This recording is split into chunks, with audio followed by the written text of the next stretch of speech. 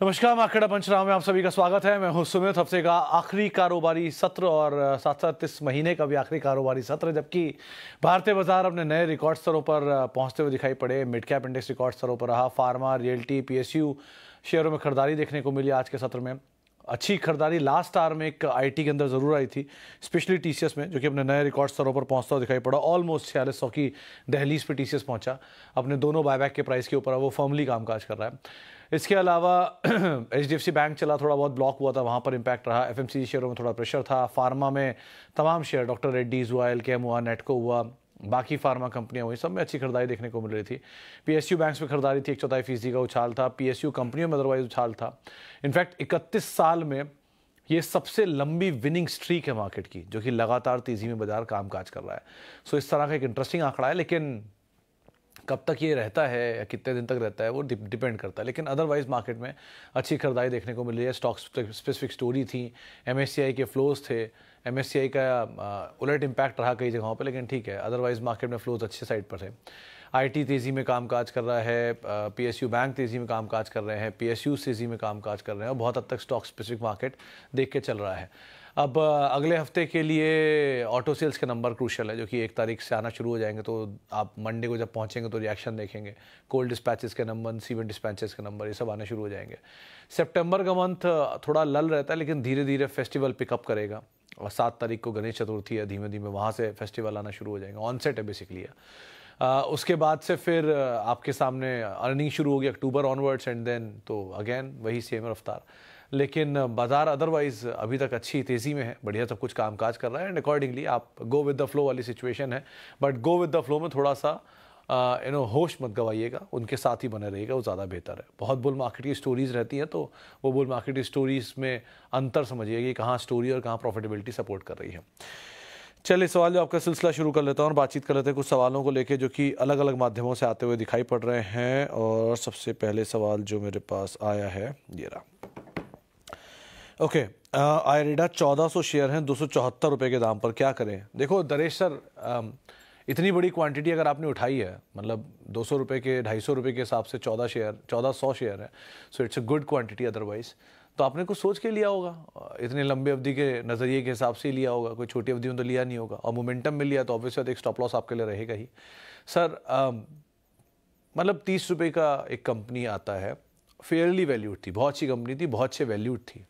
30 से वो 150 हुआ, फिर वो 5 टाइम हुआ, 2100 हुआ तो मतलब 210 हुआ तो 7 टाइम हो गया, 224, 280 तक गया, 9 गुना तक वो शेयर चल चुका है।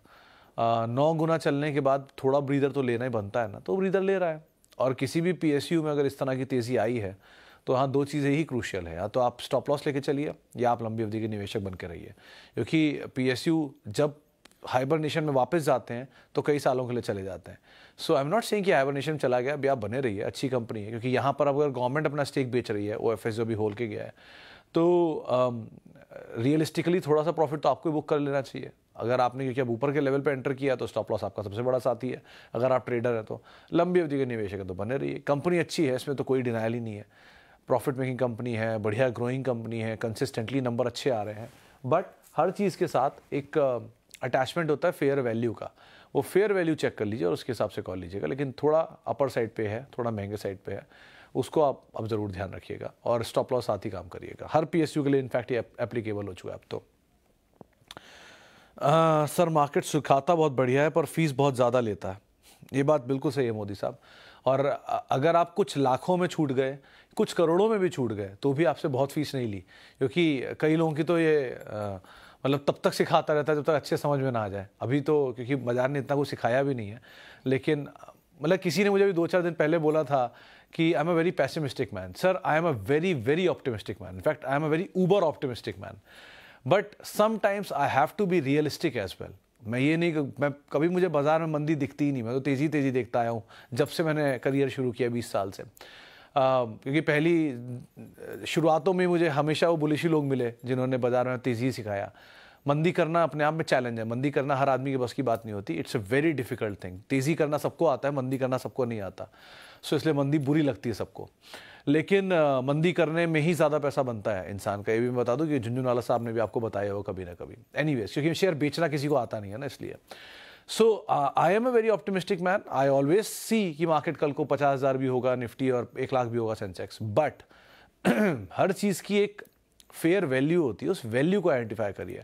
जहां हर तरफ बाजार भाग रहा है, हर तरफ लोग भाग रहे हैं, वहां मत भागिए, क्योंकि वहां आपको कुछ नहीं मिलेगा, खाली हाथ आना पड़ेगा. होता है ना, भीड़ का हिस्सा बन के जाएंगे तो थोड़ा लेके आएंगे या खाली हाथ लेके आएंगे. जहां कोई नहीं जाता वहां जाइए, बहुत कुछ मिल जाएगा.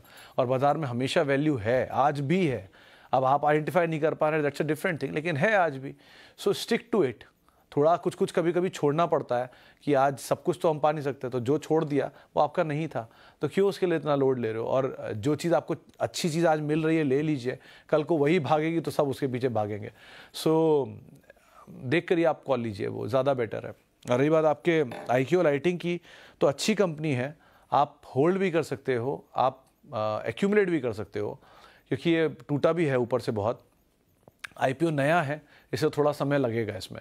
जो भी IPO देखिए 2021-22 के IPO थे, उनमें अब चाल आनी शुरू हुई है. जोमेटो और पेटीएम और नाइका एंड एवरीवन. जो 2022-23 के IPO होंगे वो 1 आध साल बाद चलेंगे, थोड़ा और हल्के होने के बाद. सो थोड़ा थोड़ा टाइम लेगा, बट ठीक है. वैसे कंपनी अच्छी है, कामकाज भी अच्छा है, आप समय दे सकते हो तो बने रह सकते हो. Indigo and Zomato, both of them are, in fact Indigo is an excellent company. Zomato again is a very good company. मैं ये नहीं कहूँगा कि ख़राब कंपनी है, एक्सेलेंट भी नहीं बोलूँगा, लेकिन हाँ इट्स अ गुड कंपनी. चीज़ें बहुत बेटर कर रही हैं और पब्लिक ब्लिंकिट के ऊपर काफ़ी फोकस्ड है, काफ़ी ज़्यादा काम कर रही है. एनलिस्ट कॉल में उन्होंने ब्लिंकिट के ऊपर बहुत ज़्यादा जिक्र किया था. और इंडिगो भी अच्छा है, लेकिन इंडिगो में एक ओवरहैंग रहेगा जब तक प्रमोटर का स्टेक बिक रहा है लगातार. गंगवाल फैमिली बेच रही है स्टेक. सो आप आपके पास हैं दोनों, आप बने रह सकते हो. इंडिगो को आप कभी नीचे मिल जाए तो आप आराम से लॉन्ग भी कर सकते हो. जोमेटो के केस में सर 2 ही 3 चीज़ें मुझे कभी समझ में नहीं आई. क्योंकि जोमेटो में सबसे अच्छी चीज़ क्या है कि FI बहुत ज़्यादा बुलिश है, क्योंकि FIs की सबसे बड़ी कोई नॉन निफ्टी कंपनी में अगर होल्डिंग है तो जोमेटो है. 1 लाख करोड़ वर्थ के शेयर होल्ड करते हैं FIs जोमेटो के अंदर. So it's a big FI favourite company. So आप भी बने रह सकते हो अदरवाइज. लेकिन प्रोमोटर होल्डिंग कम है, 4% के आसपास ही प्रोमोटर होल्डिंग, 4 से 6% के आसपास. सो बाकी आप बने रहो, नंबर्स देखते रहो, जैसे से पिकअप आता है वो ज़्यादा बेटर है. लेकिन कन्विक्शन वाली स्टोरी सो फार इंडिगो है, एंड प्रोमोटर ओवरहैंग अगर निकल जाता तो ज़्यादा बेहतर रहेगा.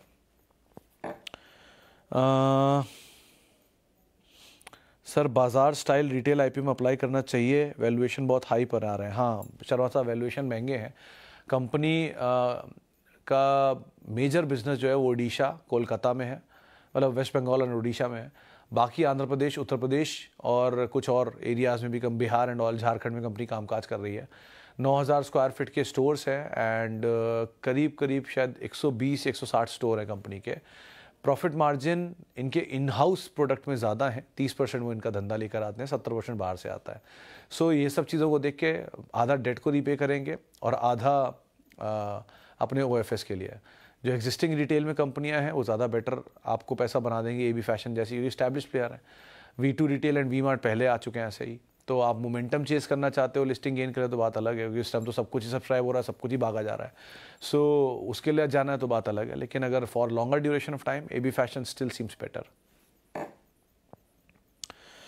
सुमित सर, पूरे अडानी ग्रुप को क्या हो गया है? मार्केट हाई हिट कर रहा है, बहुत लंबा कंसोलिडेशन में. मुकेश जी, सबको लग रहा था ना कि सैलरी पूरी डाल देता हूँ, मोदी सरकार आएगी और अदानी चल पड़ेगा, ये सब ने कहा था ना. और शायद 4 तारीख को सबको लगा था कि अदानी समूह ही सब कुछ हो जाएगा, इसके बाद तो कुछ होगा नहीं. वहीं का वहीं खड़ा है. इनफैक्ट वहाँ से भी नीचे आ गया जहाँ से शुरू हुए थे, क्योंकि बाजार हमेशा वही करता है जो सबको लगता है कि करेगा, वैसा कुछ नहीं होता. सो जो ऑब्वियस है वो कभी मार्केट में नहीं होगा. तो अगर आपको लग रहा था कि ऑब्वियस है अब तो नई सरकार आएगी और यही ग्रुप चलेगा, नहीं चल रहा, वहीं का वहीं खड़ा है. सो अगर आप में पेशेंस है तो Adani energy, Adani port, Adani power, तीनों के तीनों they are good companies to good go long and hold. और अगर आप में पेशेंस नहीं है तो फिर बात अलग है. Adani enterprise is well reasonably okay, but अभी भी ये बहुत अच्छी स्टोरी इनके अंदर अनफोल्ड होंगी. सो गिव सम टाइम, इतना पेशेंस रखा, थोड़ा और रख लीजिए. ओके, आगे बढ़ते हैं. सर, फॉर रियल स्टेट सारे स्टॉक चल रहे हैं, पर माइक्रोटेक डेवलपर 1 महीने से कुछ चल नहीं रहा है, और सरदा एनर्जी बाय कर सकते हैं क्या? सरदा के केस में 260 या 65 स्टॉप लॉस था आपका, जो कल मैं बता भी रहा था. और माइक्रोटेक अभी नहीं चल रहा ना, पहले बहुत चल चुका है. सो अगर थोड़ा नहीं भी चल रहा तो कोई बहुत फ़र्क पड़ नहीं जाएगा सर, ऑलरेडी बहुत बढ़िया तेज़ी दिखा चुका है एक बारी. और रियल स्टेट में रुक रुक के कंपनियाँ चलती हैं, पहले सुबह चला रुक गया, आज फिनिक्स चला रुक गया, कभी DLF चल जाता है लाइक वाइज। तो देखिए किसी दिन लोधा भी चली जाएगा। Tata consumer I bought at 278, is it good to hold for more than 10 years? Obviously आपको कुछ नहीं करना, बस sit tight. You have got a very good stock, very good management, excellent company. एक ही प्रॉब्लम है, वैल्यूएशन महंगे हैं, थोड़े नंबर अच्छे आएंगे, वैल्यूएशन एडजस्ट हो जाएगा, नए एक्विजिशन से बेटर हो जाएंगी चीज़ें। सो आप बने रहो एंड होल्ड इट। आपका दाम बहुत अच्छा है, कोई चेंज करने की ज़रूरत नहीं है आपको। ओके सर 7 लाख का पोर्टफोलियो है, चल नहीं रहा है। मुनीश जी तो आपने क्या ले रखा है उस पर डिपेंड करता है, चल नहीं रहा है। अब मार्केट तो चल ही रहा है, कभी IT चल रहा है, कभी रियल्टी चल रहा है, कभी ऑटो चल रहा है, कभी बैंक चल रहा है। आपने ऐसा क्या ले रखा है जो नहीं चल रहा, वो आप ही जानो। लेकिन ठीक है, आज नहीं चल रहा कल चल जाएगा अगर क्वालिटी नाम है तो। क्वालिटी अगर आपके पास है तो एक चीज़ के लिए आप लोग हमेशा अश्योर रहिए कि आपको आपका दाम भी मिलेगा और आपको आपका प्रॉफिट भी मिलेगा। लेकिन अगर क्वालिटी नहीं है तो इस चीज़ के लिए अश्योर रहिए कि हो सकता है आपका दाम भी जाए और आपका प्रॉफिट भी जाए। क्वालिटी के साथ बने रहने का यही फ़ायदा है कि वहाँ पैसा दिन बाद बनेगा, साल बाद बनेगा, शायद दशक बाद भी बने, लेकिन जब बनता है तो पूरा बनता है। लेकिन बाकियों में कोई भरोसा नहीं है कि नहीं बनता, इसीलिए थोड़ा क्वालिटी लेके रखिए, ज़रूरी है। अच्छी अच्छी क्वालिटी इकट्ठी करके रखिए। अगर बाज़ार, मैं खुद कहता हूँ बाज़ार चले, आज 25,000 है कल 50,000 हो जाए, 2 साल बाद 75,000 हो जाए, 4 साल बाद 1 लाख हो जाए, बहुत अच्छा हो सब कुछ। लेकिन अगर कभी ये उलट भी कर जाता है तो भी आपके पास एटलीस्ट क्वालिटी रहेगी, तो आपको ये घबराहट नहीं होगी कि इस कंपनी में कोई दिक्कत है। सो एटलीस्ट अपना कैपिटल सेव करिए, अच्छे अच्छे शेयरों में रहिए, एक बड़े हिस्से को उसमें भी रखिए, मिड कैप में भी रखिए, स्मॉल कैप में भी रखिए, सब रखिए, लेकिन थोड़ा कैपिटल प्रोटेक्शन पर भी काम करिए, वो भी ज़रूरी है। स्वान एनर्जी पर प्रकाश डालें लॉन्ग टर्म के लिए, होल्ड कर सकते हैं बुक लवर जी। वैसे तो इस कंपनी का सबसे बड़ा ट्रिगर अभी तक अनफोल्ड नहीं हुआ है। इनको अपनी लिस्टिंग करानी है एक आर्म की, जो इनकी वो रिलायंस डिफेंस की कंपनी इन्होंने खरीदी स्वान डिफेंस के नाम से। वो स्वान डिफेंस की लिस्टिंग पेंडिंग है। वो डिफेंस की लिस्टिंग जैसे जैसे होती चली जाएगी वैसे वैसे इस कंपनी के लिए अच्छी वैल्यू लॉकिंग होनी है। वैसे भी कंपनी अच्छा काम कर रही है अपने टर्मिनल्स को लेकर भी, और बाकी लास्ट क्वार्टर के नंबर भी अच्छे थे। सो बने रहिए। 3600 करोड़ रुपए का एक आर्म को बेचने की बात भी की है लास्ट क्वार्टर में इन्होंने नंबर्स में अपने। सो बने रहना इज़ बेटर। लेट्स सी 670 इसका शायद QIP का प्राइस था अगर मैं गलत नहीं हूँ तो। उससे 20-30 रुपये या 50 रुपये नीचे का स्टॉप लॉस लेके आप बने रहो, अदरवाइज वैसे कंपनी अच्छी है। ओके टाटा कंज्यूमर हो गया। I am Ayesha Bansal wire next 1 year कैसा रहेगा? गुड मोमेंटम स्टॉक्स बताएं कोई भी। गुड मोमेंटम स्टॉक्स जो होंगे ना, मैं वो बहुत हैवी स्विंग देते हैं। मोमेंटम स्टॉक्स का मतलब ही यही होता है कि या तो वो ऊपर बहुत तेज चलेंगे या नीचे बहुत तेज चलेंगे। सो ऐसी कंपनियों में आते हैं अदानी के एंटरप्राइजेज जो आजकल नहीं चल रहे हैं, वो किसी फाइंड जब चल रहा है, real estate, auto, even Vodafone idea आज जो है लगा था MSCI में ऊपर चलेगा, उल्टा 5% नीचे आ गया।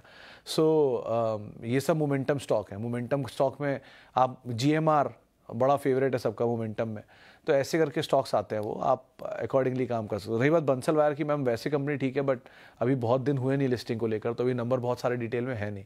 सो जैसे जैसे नंबर आते जाएंगे सिचुएशन क्लियर होती जाएगी। कोई भी कंपनी अगर आप ले रहे हो IPO से रिलेटेड या नई लिस्टेड, तो आपको कुछ समय तो उसको देना पड़ेगा उसके नंबर्स को लेकर, चीज़ों को लेकर। जब वो क्लैरिटी मिलने लगेगी तब आप काम करिए। तब तक के लिए आप मोमेंटम चेस कर लीजिए, तब तक के लिए जो जैसे बढ़िया राय मिल रही है या बढ़िया मूव मिल रहा है उस मूव को प्ले करिए। एग्जाम्पल जैसे ओला था, 4,000 करोड़ का घाटा है, लेकिन ठीक है अभी अच्छा था तो चल गया, वो 3 गुना 4 गुना हो गया, तो कुछ 3 गुना 4 गुना कह रहा हूँ, बल्कि 70 रुपये शेयर, हाँ 3 गुना ही हो गया रफली। सो इस तरह का पैसा बना दिया, तो अब क्या ही बोल सकते हैं उसमें। तो मोमेंटम था, वो राइड कर लिया, जिसको जिसको मिल गया, बाकी अब बैठो जब तक नंबर चीज़ें बेटर नहीं होती तब तक। सर रेणुका शुगर 700 शेयर है 49 के, दिसंबर 23 से होल्ड किया हुआ है, आगे क्या करना चाहिए? देखो जीशान साहब, वैसे तो ये कंपनी वर्थ होल्डिंग है, लेकिन इस सेक्टर के अभी भी बॉटम आउट के साइन दिख नहीं रहे मुझे। सो थोड़ा सा और शायद ये समय लेगा। आज चल गया, कल परसों में फिर चल जाए, थोड़ा बहुत चल जाएगा, लेकिन इस सेक्टर में थोड़ा डिस्ट्रेस आने दीजिए। वो डिस्ट्रेस आपको बताएगा कि शेयर सेक्टर में पोजीशन बड़ी करनी है कि नहीं करनी है। जब ये सेक्टर बिल्कुल ही out of light, out of sight हो जाए, सब तरफ से इसको nobody want to get into, तब आप जाइएगा। अभी जैसे HDFC बैंक है, nobody want to get into, तो वन फाइन डे वो स्लीपिंग जायंट एकदम से उठेगा और 20% चल जाएगा, सब आगा पीछा बराबर हो जाएगा, फिर सबको लगेगा यही लेने लायक है। सो ऐसी सिचुएशन जब तक नहीं आती तब तक के लिए एटलीस्ट आप just wait and watch and keep a close track over numbers, क्योंकि ये जहाँ खराब नंबर आने शुरू हो जाए बहुत, जब ये शेयर टूटने लग जाए खराब नंबर्स के बीच में और थोड़ा स्टेबल हो जाए, वहाँ सिचुएशन थोड़ी बेटर होनी चाहिए, जो कि बहुत दूर यहाँ से है नहीं। सो अब ज़रा क्लोज वॉच इसके ऊपर आप रखिएगा अदरवाइज। ओके, हुडको एंड BHEL जियो फाइनेंस में क्या करें? अब 10% लॉस पर है, सब लॉन्ग टर्म के लिए अब बचे आपके पास। हुडको बहुत अच्छा चल चुका, BHEL सुपर्ब चल चुका, BEL सुपर्ब चल चुका और जियो फाइनेंस भी सुपर्ब चल चुका। जियो फाइनेंस की तो आज AGM भी थी। सो आप सब अब लॉन्ग टर्म के लिए होल्ड करिए या फिर सब में स्टॉप लॉस रखिए अगर आप छोटे अवधि के ट्रेडर है तो। सब के सब वैसे कंपनी अच्छी हैं, लेकिन सब में अब समय लगेगा चलने में, क्योंकि एक बढ़िया तेज़ी दिखा चुके हैं, थोड़ा ब्रीदर तो लेंगे अब सबके सब। ओके, अब फिलहाल अब इतने ही सवालों शामिल करूंगा। माफ़ी उन सभी लोगों से इनसे बातचीत नहीं हो पाई। बहुत बहुत शुक्रिया उन सभी लोगों का जिन्होंने सवाल पूछा। आप लोगों से मुलाकात होगी सोमवार को। आप मेरे साथ जुड़ सकते हैं @सुमित रिसर्च मेरा ट्विटर हैंडल है, सोशल मीडिया हैंडल है। और किसी भी निवेश से पहले आप अपने वित्तीय सलाहकार की राय ज़रूर ले लें, पूरी तरह से रिलाय मुझ पर ना करें। और बाकी आप लोग CNBC आवाज़ के YouTube, Facebook, इंस्टा पेजेस पर जुड़ सकते हैं, फीडबैक दे सकते हैं, बातचीत कर सकते हैं। फिलहाल के लिए इतना ही, नमस्कार।